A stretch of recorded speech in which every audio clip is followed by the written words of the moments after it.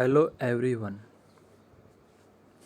इससे पहले वाले लेक्चर में अपन ने फोटो इलेक्ट्रिक इफ़ेक्ट को क्वांटम मैकेनिक्स के द्वारा किस प्रकार से समझाया गया ये अपन ने पढ़ा।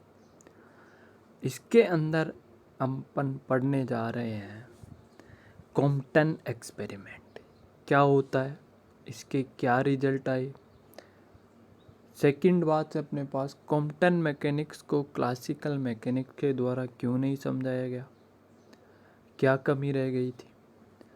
थर्ड अपने पास है इसको क्वांटम मैकेनिक्स के द्वारा किस प्रकार से एक्सप्लेन किया। और जो फोर्थ अपने पास आएगा वो अपने पास आएगा कि कॉम्पटन इफेक्ट का जो न्यूमेरिकल पार्ट है वो किस प्रकार से। ठीक है, तो फर्स्ट अपन देखते हैं कॉम्पटन एक्सपेरिमेंट। तो कॉम्पटन एक्सपेरिमेंट क्या होता है। कॉम्पटन ने एक्सरे होती है अपने पास इलेक्ट्रोमैग्नेटिक रेडिएशन। कॉम्पटन इफेक्ट ने एक्सरे या इलेक्ट्रोमैग्नेटिक रेडिएशन को ग्रेफाइट ब्लॉक पर डाला। तो ग्रेफाइट ब्लॉक से जो स्कैटर्ड अपने पास रेडिएशन है, ठीक है, प्रकीर्णित एक्स किरण है, ठीक है, तो उनकी जो स्कैटर्ड लाइट है, स्कैटर्ड रेडिएशन है या स्कैटर्ड एक्सरे हैं, उनकी वेवलेंथ का अपने पास क्या किया, उसने मापन किया। तो मापन करने पर उसने देखा कि एक जो आपके पास थी रेडिएशन वो इंसिडेंट रेडिएशन की वेवलेंथ के समान प्राप्त हो रही थी, ठीक है। दूसरी रेडिएशन की जो वेवलेंथ है वो इंसिडेंट रे की वेवलेंथ से अधिक प्राप्त हो रही थी, ठीक है। तो आपतित एक्सरे से अधिक प्राप्त होना किसकी, प्रकीर्णित प्रकाश किरण की तरंगदैर्ध्य, उसे ही अपन बोलते हैं कॉम्पटन इफेक्ट। उसको क्या कहा जाता है, कॉम्पटन इफेक्ट। तो कॉम्पटन इफेक्ट अपने पास क्या होता है कि किसी भी अपने पास क्या होते हैं, किसी भी मटेरियल के ऊपर अपन एक्सरे डालते हैं या इलेक्ट्रोमैग्नेटिक रेडिएशन डालते हैं तो उसके अंदर अपने पास क्या आता है, प्रकीर्णित प्रकाश किरण की तरंगदैर्ध्य आपतित प्रकाश किरण की तरंगदैर्ध्य से क्या होती है, अधिक प्राप्त होती है। उसको ही अपन क्या बोलते हैं, कॉम्पटन इफेक्ट कहते हैं, ठीक है। तो ये अपने पास एक एक्सपेरिमेंटल रिजल्ट है। अब अपन देखते हैं आगे, ठीक है। तो प्रकीर्णित एक्सरे की जो अपने पास तरंगदैर्ध्य अधिक पाई जाती है उसे ही अपन क्या कहते हैं, कॉम्पटन इफेक्ट कहते हैं, ठीक है। और जो अपने पास प्रकीर्णित एक्स किरण और इंसिडेंट एक्स किरण की जो आपके पास वेवलेंथ आती है, ठीक है, उनका जो डिफरेंस है वो कहलाता है कॉम्पटन डिस्प्लेसमेंट। क्या कहलाता है, कॉम्पटन डिस्प्लेसमेंट, ठीक है। अब क्लासिकल मैकेनिक्स के द्वारा इसको क्यों नहीं समझाया गया इस एक्सपेरिमेंट को। तो क्लासिकल मैकेनिक्स के अनुसार क्या होता है कि जब कोई भी एक्सरे किसी परमाणु इलेक्ट्रॉन पर आपतित होती है, कोई भी एक्सरे या इलेक्ट्रोमैग्नेटिक रेडिएशन या इलेक्ट्रोमैग्नेटिक वेव एटॉमिक इलेक्ट्रॉन परमाणु इलेक्ट्रॉन पर आपतित होती है, तो वो क्या करता है, सिंपल हार्मोनिक मोशन करता है या वाइब्रेशन मोशन करता है, ठीक है। क्या करता है, वाइब्रेशन मोशन करता है। अब वाइब्रेशन मोशन करता है तो वाइब्रेशन मोशन के दौरान वो क्या करता है, सेम फ्रिक्वेंसी की जो आपतित प्रकाश पर आपतित एक्सरे की फ्रिक्वेंसी है उसके सेम फ्रिक्वेंसी की प्रकाश किरण या एक्सरे उत्सर्जित करता है, इमिट करता है, ठीक है। अब उसके समान आवृत्ति की एक्सरे इमिट करा है तो उसकी तरंगदैर्ध्य भी आपके पास क्या रहेगी, सेम रहेगी। और सभी दिशाओं में उसकी तरंगदैर्ध्य और फ्रीक्वेंसी क्या रहती है आपके पास, सेम रहती है, ठीक है। और इस जो आपके पास उत्सर्जित एक्सरे है उसको सभी दिशाओं में अपन क्या कर सकते हैं, प्रेक्षित कर सकते हैं, ठीक है। तो क्वांटम मैकेनिक्स के अनुसार किसी भी एटम इलेक्ट्रॉन पर आपके पास एक्सरे इंसिडेंट होती है या इलेक्ट्रोमैग्नेटिक रेडिएशन इंसिडेंट होती है तो तो वो वाइब्रेशन मोशन करता है, और वाइब्रेशन मोशन के दौरान वो क्या करता है, सेम फ्रिक्वेंसी की एक्सरे इमिट करता है। अब सेम फ्रिक्वेंसी की एक्सरे इमिट कर रहा है, इसका मतलब आपके पास कोई तरंगदैर्ध्य चेंज नहीं हुआ, ठीक है। इस तो तरंगदैर्ध्य का मान चेंज नहीं हुआ, इसका मतलब कॉम्पटन शिफ्ट का मान 0 आ गया, और कॉम्पटन शिफ्ट का मान 0 आने का मतलब क्लासिकल मैकेनिक्स फेल। किसके अनुसार? एक्सपेरिमेंटल रिजल्ट के अनुसार, ठीक है। तो इस प्रकार क्लासिकल मैकेनिक्स ने कॉम्पटन इफेक्ट को नहीं समझाया, ठीक है। यहाँ अपने पास जो प्रकीर्णित किरण, जो स्कैटर्ड रे की अपने पास जो तरंगदैर्ध्य थी वो आपतित रे के ही समान प्राप्त हो रही थी, ठीक है। अब अपन देखते हैं क्वांटम थ्योरी के द्वारा कॉम्पटन इफेक्ट को किस प्रकार से समझाया गया। क्वांटम थ्योरी के द्वारा कॉम्पटन इफेक्ट को किस प्रकार से समझाया गया, ठीक है। तो क्वांटम थ्योरी के अनुसार, ठीक है, क्वांटम थ्योरी के अनुसार जो इंसिडेंट एक्सरे होती है, या इंसिडेंट इलेक्ट्रोमैग्नेटिक रेडिएशन होते हैं, या इंसिडेंट इलेक्ट्रोमैग्नेटिक वेव होती है, वो अपने पास या उसकी ऊर्जा अपने पास फोटोन या क्वांटा या पैकेट के रूप में होती है। उसकी एनर्जी अपने पास क्या होती है? फोटोन, क्वांटा या पैकेट। तो क्वांटा या पैकेट के रूप में होती है, उसको ये अपन बोलते हैं फोटोन, ठीक है। अब उसकी एनर्जी अपने पास फोटोन, क्वांटा या पैकेट के रूप में होती है, तो वो अपने पास जो electromagnetic radiation, incident electromagnetic radiation है, वो पार्टिकल की तरह बिहेव करेंगी। किसकी तरह बिहेव करेंगी? पार्टिकल की तरह बिहेव करेंगी, ठीक है। तो पार्टिकल की तरह बिहेव करिए तो अपने पास जो एटॉमिक इलेक्ट्रॉन है उसके साथ में जाके क्या करेंगे, आपके पास कोलिजन करेंगे, ठीक है। तो कोलिजन करने से वो कुछ एनर्जी, फोटोन कुछ एनर्जी किसको दे देगा? एटॉमिक पार्टिकल को दे देगा, ठीक है। एटॉमिक पार्टिकल का मतलब एटॉमिक इलेक्ट्रॉन को दे देगा, और एटॉमिक इलेक्ट्रॉन को देने के बाद में उसकी एनर्जी क्या हो जाएगी? कम हो जाएगी। जितनी एनर्जी उसकी कम हुई है उतनी एनर्जी क्या करेगा? इलेक्ट्रॉन गतिज ऊर्जा के रूप में प्राप्त करेगा। किससे? फोटोन से। इस प्रकार कोलिजन के कारण जो अपने पास ऊर्जा का मान कम हुआ है, इसका मतलब ऊर्जा कम होने का मतलब आपतित रे की फ्रिक्वेंसी से प्रकीर्णित रे की जो आपके पास फ्रिक्वेंसी है वो क्या होगी? कम होगी, ठीक है। तो वहाँ से अपने पास उसके साथ कोलिजन करके वहाँ से फोटोन क्या हो जाता है? स्कैटर्ड हो जाता है, ठीक है। स्कैटर्ड होने के बाद में जो उसकी फ्रिक्वेंसी होती है वो इंसिडेंट रे की फ्रिक्वेंसी से कम प्राप्त होती है। तो इसको जस्ट अपोजिट अपन करें तो उसकी जो फ्रिक्वेंसी कम है, इसका मतलब वेवलेंथ क्या आपके पास अधिक है, ठीक है। फ्रिक्वेंसी कम होने का मतलब वेवलेंथ अधिक, ठीक है। तो ऊर्जा कम होने से फ्रिक्वेंसी कम होगी, और फ्रिक्वेंसी कम होने से आपके पास वेवलेंथ अधिक प्राप्त होगी। तो इस प्रकार अपन क्वांटम मैकेनिक्स के द्वारा क्या कर सकते हैं? कॉम्पटन इफेक्ट को समझा सकते हैं, ठीक है। और इस प्रकार के द्वारा ही समझाया गया किसको? क्वांटम थ्योरी के द्वारा कॉम्पटन इफेक्ट को, ठीक है।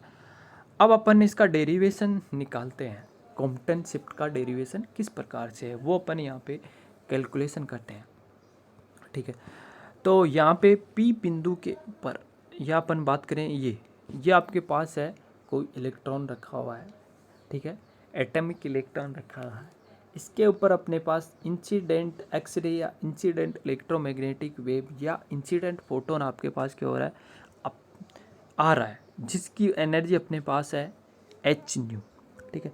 इसकी एनर्जी अपने पास एच न्यू है, तो इसका मोमेंट अपने पास हो जाएगा एच न्यू अपॉन सी। इससे जस्ट पहले वाले लेक्चर में आपके पास फोटोन का मोमेंटम और रेस्ट मास और मूविंग मास, ठीक है, या गति के दौरान मास कितना होता है ये अपन ने देखा था वहाँ पे, ठीक है।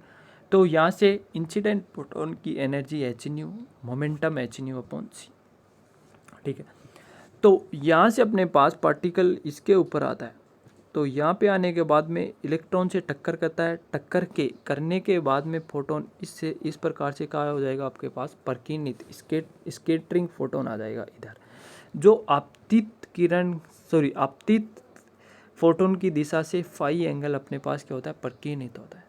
ठीक है, तो यहाँ से इलेक्ट्रॉन ऊर्जा प्राप्त करके इधर की दिशा में आपके पास क्या करता है, गति करता है, और इंसिडेंट फोटोन की डायरेक्शन से थीटा एंगल के ऊपर वो क्या करता है, बाहर निकलता है। ठीक है, स्कैटर्ड अपने पास इलेक्ट्रॉन, ठीक है, प्रकीर्णित इलेक्ट्रॉन, और इधर अपने पास प्रकीर्णित फोटोन।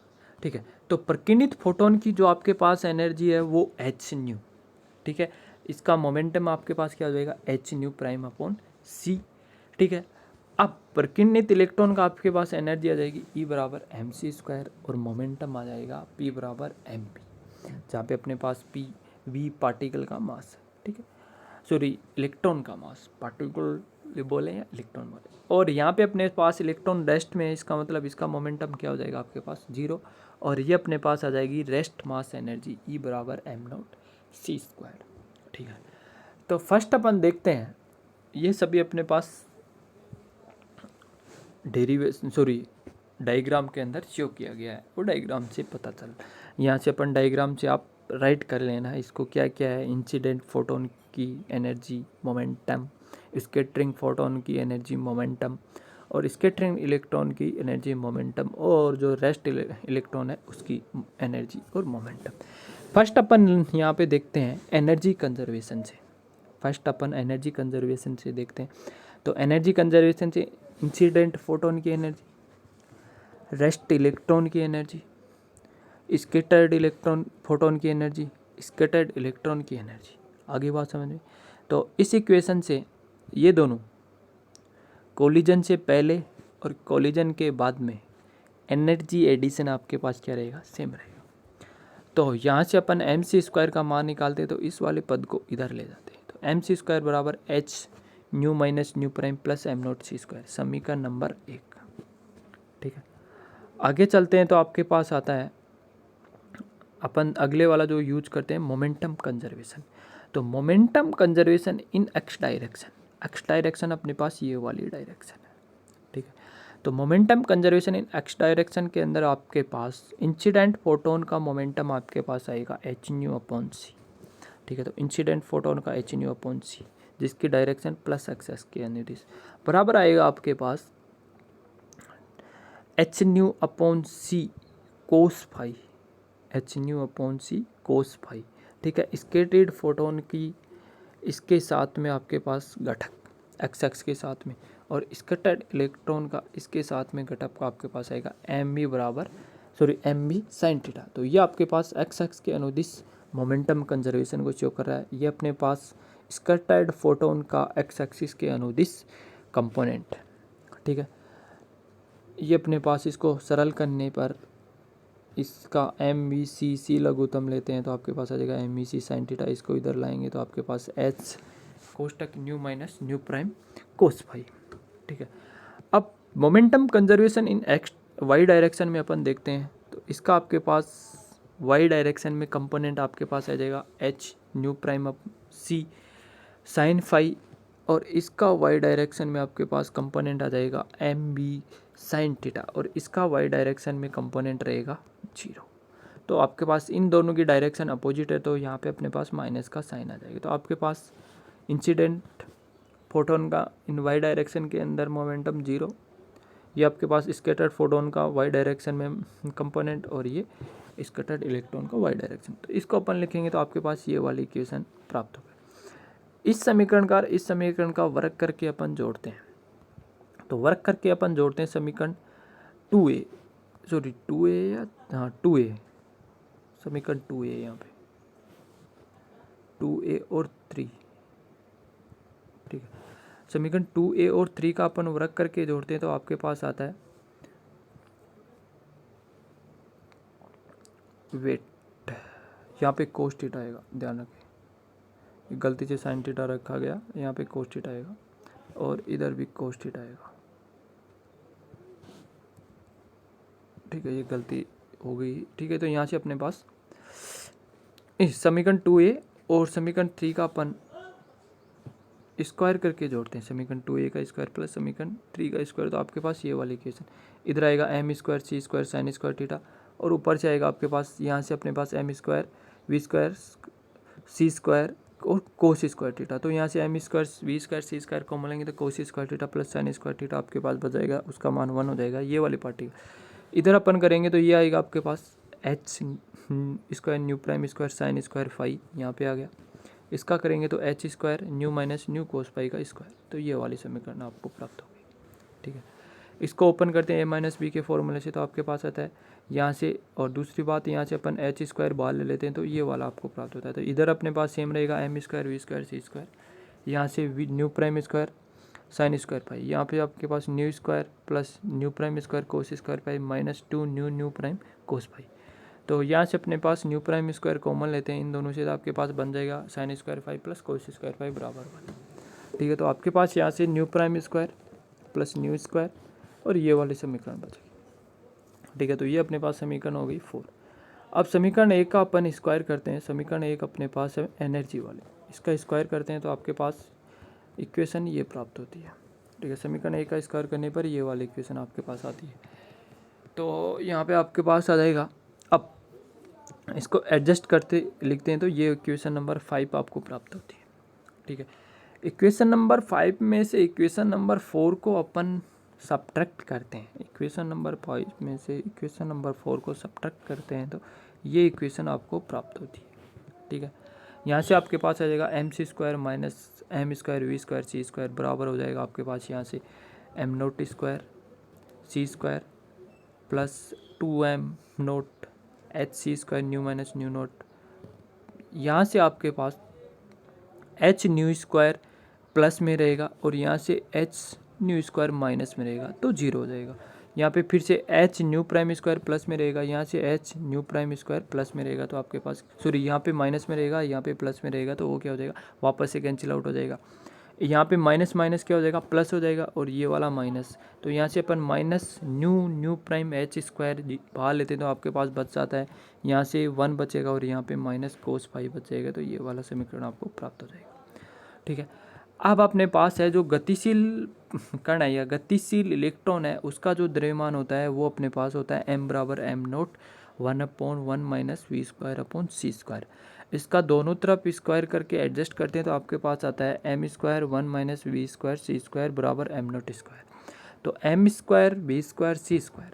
ठीक है, इस इक्वेशन को अपन एडजस्ट करते हैं तो ये वाली इक्वेशन आती है। यहाँ से लेफ्ट हैंड साइड से आप लेते हो एम स्क्वायर सी की पावर 4 कॉमन, तो आपके पास यहाँ पे 1 बचेगा और इधर अपने पास सी स्क्वायर है तो ऊपर नीचे सी स्क्वायर से और मल्टीप्लाई करेंगे तो ऊपर सी 4 बच जाएगा और नीचे सी स्क्वायर आ जाएगा।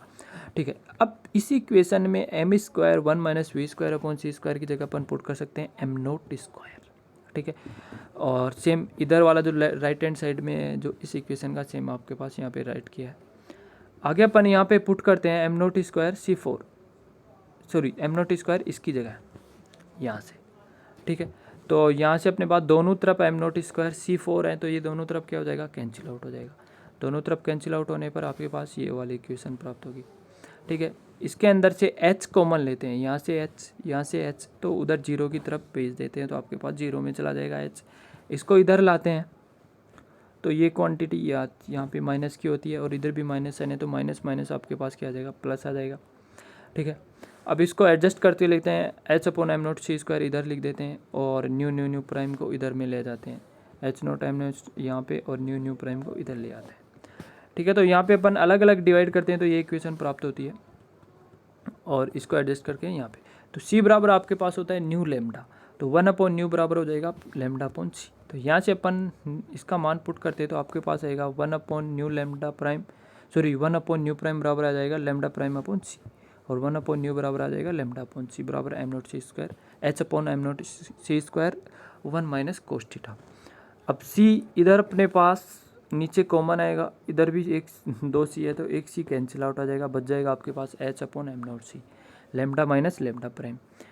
ठीक है, और लेमडा माइनस लेमडा प्राइम अपने पास आता है कॉम्पटन शिफ्ट या कॉम्पटन डिस्प्लेसमेंट। ठीक है, तो इसको अपन कॉम्पटन शिफ्ट बोलते हैं और इस क्वांटिटी को बोला जाता है कॉम्पटन वेवलेंथ। इसका मान अपने पास होता है 0.0242 एंगस्ट्रॉम। ठीक है, दूसरी बात इसकी जो डायमेंशन होती है वो अपने पास वेवलेंथ की डायमेंशन होती है, इस कारण इसको बोल देते हैं अपन Compton wavelength. 1 minus cos phi आएगा यहाँ पे, ध्यान रखें कोस फाई। ठीक है, अब अपन बात करते हैं एच का मान ये रहा, एम का मान यहाँ से अपन रेस्ट मास और सी का मान, तो लैम्डा बराबर डेल्टा लैम्डा यानी कॉम्पटन डिस्प्लेसमेंट या कॉम्पटन शिफ्ट बराबर आ जाएगा। अब अपन मानते हैं जब अपने पास फाई का मान 0 होता है तो डेल्टा लैम्डा डेल्टा लैम्डा मान क्या होता है, 0 होता है। ठीक है, फाई बराबर 180 होता है तो आपके पास जो डेल्टा लैम्डा है वो मैक्सिमम आता है, मैक्सिमम का मान होता है 0.0484। अब अपन बात करते हैं, यहाँ से आपके पास जो फोटोन है वो पार्टिकल नेचर को शो कर रहा है। ठीक है, अकॉर्डिंग टू क्वांटम थ्योरी। ठीक है, तो जो अपने पास होता है वेव की अपने पास पार्टिकल नेचर यहाँ से शो हो रही। ठीक है, किससे, कॉम्पटन इफेक्ट से। ठीक है, और फोटोन की जो एनर्जी होती है वो अपने पास कॉम्पटन इफेक्ट में कहीं पर भी यूज नहीं हो रहा। फोटोन की एनर्जी कॉम्पटन इफेक्ट में अपने पास कहीं पर भी यूज नहीं हो रही। यहाँ से फोटोन से आती है और दूसरी किसको, एनर्जी को, इलेक्ट्रॉन को देता है, बाकी एनर्जी का कोई लॉस नहीं हो रहा है। तो इस प्रकार अपन बताते हैं कि जो अपने पास पार्टिकल है वो अपने पास क्या है, अविभाज्य है।